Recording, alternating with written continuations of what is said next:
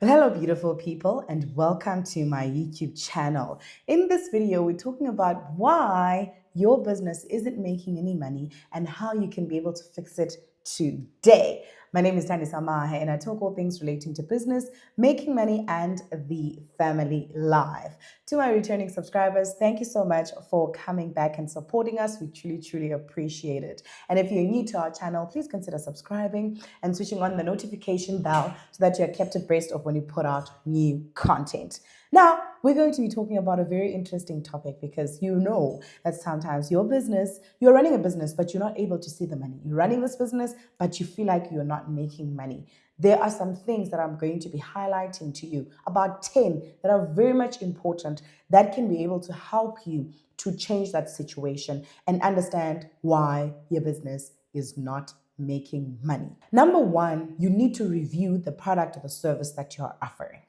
Most times, we get to start businesses based on products and services that we think the marketplace actually wants, but then we haven't actually taken the time to see whether or not this product and service actually resolves a real problem that your potential customer actually has. So you need to take a step back, look at the product, assess the service, and see whether or not it is really resolving a problem that truly exists.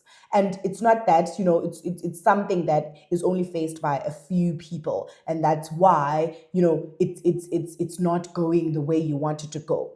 This can improve your sales because after you've done the assessment of the product, you can be able to see, or the service rather, you can be able to see exactly whether or not the product or the service is resolving an actual problem. Because people will pay money for things that resolve problems that they're faced with. Number two, I want you to take some time and look at your pricing. Are you priced right? Are you not priced too high?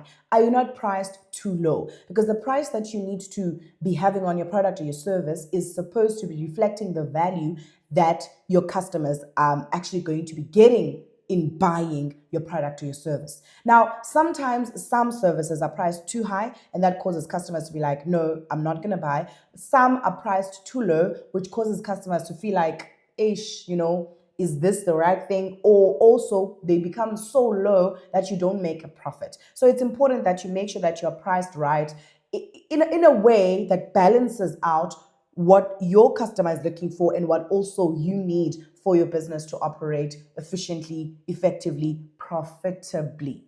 Number three, you need to improve your sales pitch. Sometimes it's not that the product is priced incorrectly. Sometimes it's not that it's not the right product, but sometimes it's the pitch. You can lose a lot of money when it comes to your sales pitch. Now remember, some people don't understand that when you are doing a sales pitch and you are speaking to a potential customer for them to buy your product or your service, you need to emphasize how it changes their problem from a problem to a solution, how they're going to go through the transformation journey, how this product or this service that you are offering to them is actually going to help them be problemless. So your focus should be in communicating that effectively, because that is what is going to cause your customer to quickly identify that they have this problem and then therefore they need this product or this service. If you don't do that correctly, you're going to keep leaving money on the table. You're going to keep losing potential customers and obviously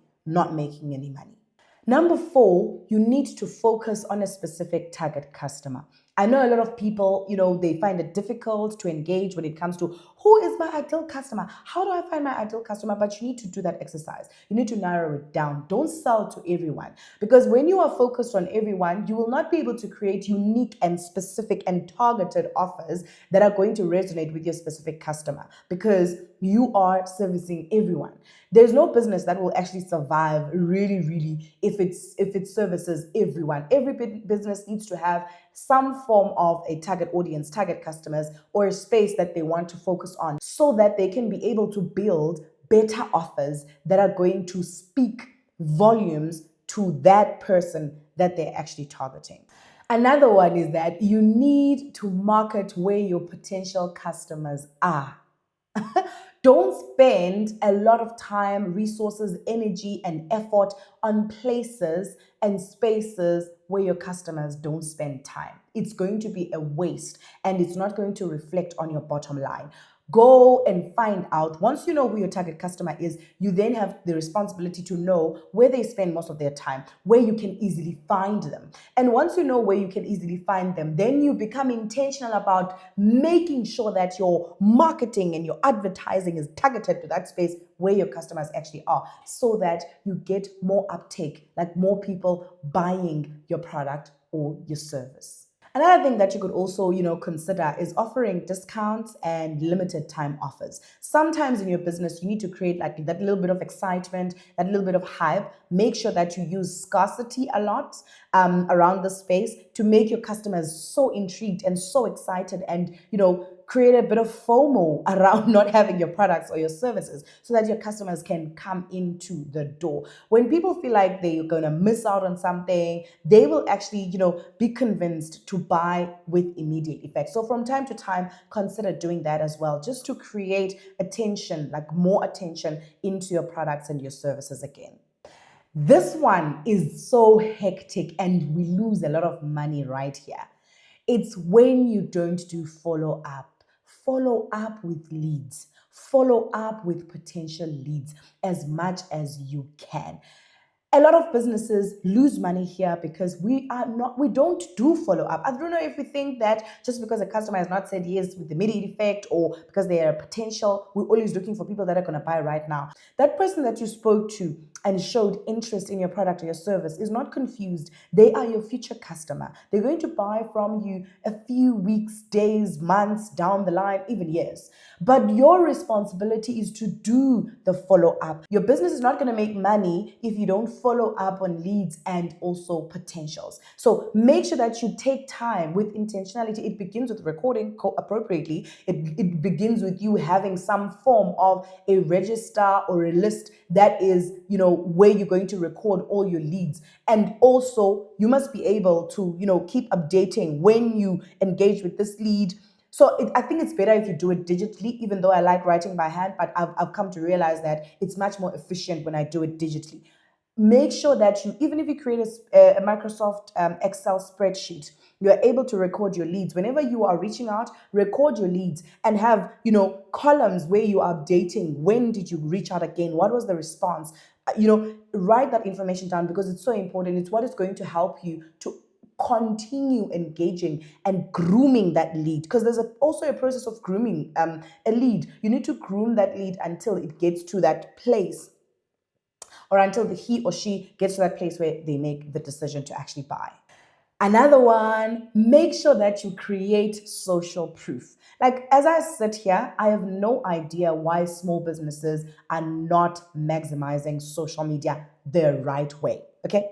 I'm going to put in brackets and say the right way, because you can do social media and do it the wrong way. You can do social media and you don't get any customers. You can do social media and get no benefit out of it. So you need to do social media the right way. I do actually have a program that I'm rolling out every 2 months. It's called the Get Customers Mentorship Program. It's a 4 weeks program that helps you in how to get customers online, especially because my businesses are focused on getting customers online. My funnel is never empty. I always have leads. It really, really works. You can sign up by taking my email and actually sending me a message to say you want to register. The next one is going to be rolled out now, at the beginning of July. First week of July, we're starting again with the next batch. I'm currently right now in May busy with, a certain group of businesses that have taken the program up. Now, anyway, you have to do social media right.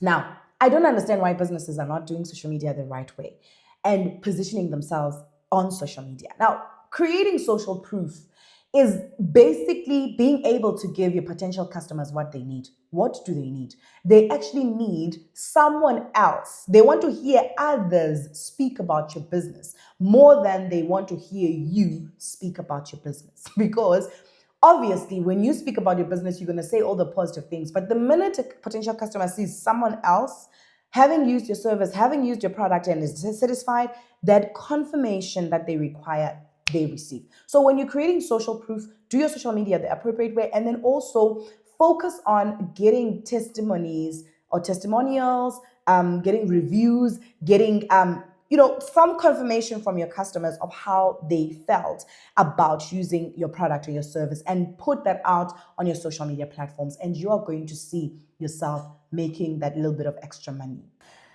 Please do this as well. Simplify your buying process. Let me tell you something. A complicated buying process will turn your potential customers off. It will cause them not to buy because they feel like the entire process is complicated. Then they're like, you know what, I'd rather leave it. Make sure that your potential customers must be able to buy quickly, with no delays, with nothing holding them back. They must be able to quickly process every transaction that they want to process with your business. So structure that process, the buying process, in such a way that it's seamless, it's simple, it's quick. Because guess what? That's what the customer is looking for. And the minute they get the opposite of that, they won't follow through with their decision. The last one I want to talk about is that you need to continually look at how you are progressing as a business.